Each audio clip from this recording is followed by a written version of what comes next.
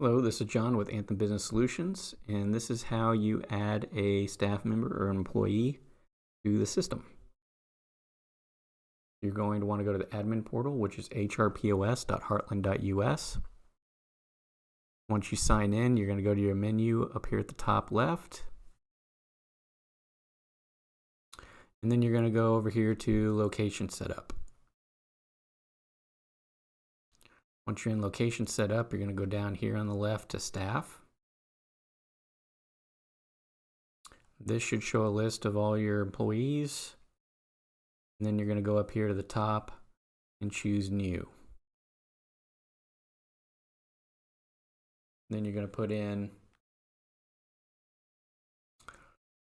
a name.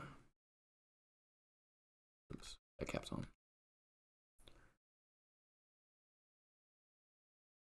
Employee ID is optional.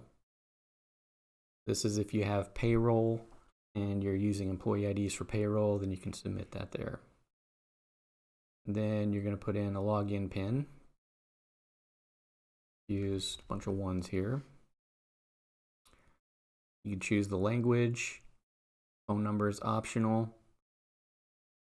And then you can choose whether or not they're on salary or not. If they are, you just go ahead and place a checkbox in there.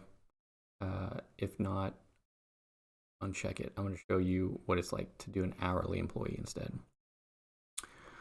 Then daily hours before overtime begins. We don't have that in Oklahoma, so I leave that alone. You might in your state, so you may have to put something there. And then this box here is to make the employee active. Don't know why. I kind of wish it was a feature that if you're adding a new employee, it's automatically active, but you do have to add that. And that's a very common phone call that I get on new installs, is people adding new employees and they aren't showing up in the system, or it's not letting them sign into the system. And I go back and look, and it's because they forgot to put the checkbox there. So make sure you get that. And then you add job types. So we'll just do manager on this one. Now with job types, you can add multiple here. So let's say John Smith is a cashier on some days and a manager on other days. And when John Smith is a manager, he makes 15 bucks an hour. He's just a cashier, he makes 10 bucks an hour.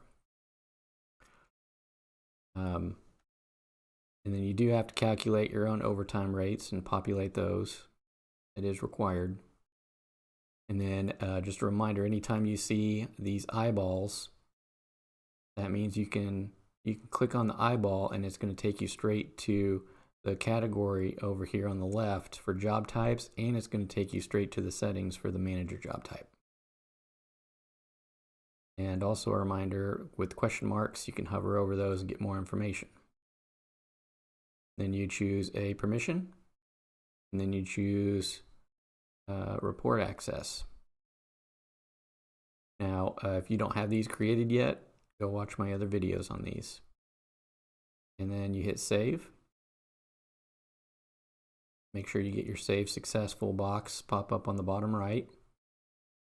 Close out of that. Now we see John is active there. Now, if they were inactive, if we forgot to put that checkbox there, hit save. It'll show no right here on the active part. And that's all. Don't forget to publish, otherwise they won't show up at all. But that'll send the changes to the workstations. And that is all to add an employee. Thanks for watching. Want to stay up to date on the latest tips and tricks? Don't forget to click the subscribe button and hit the bell icon.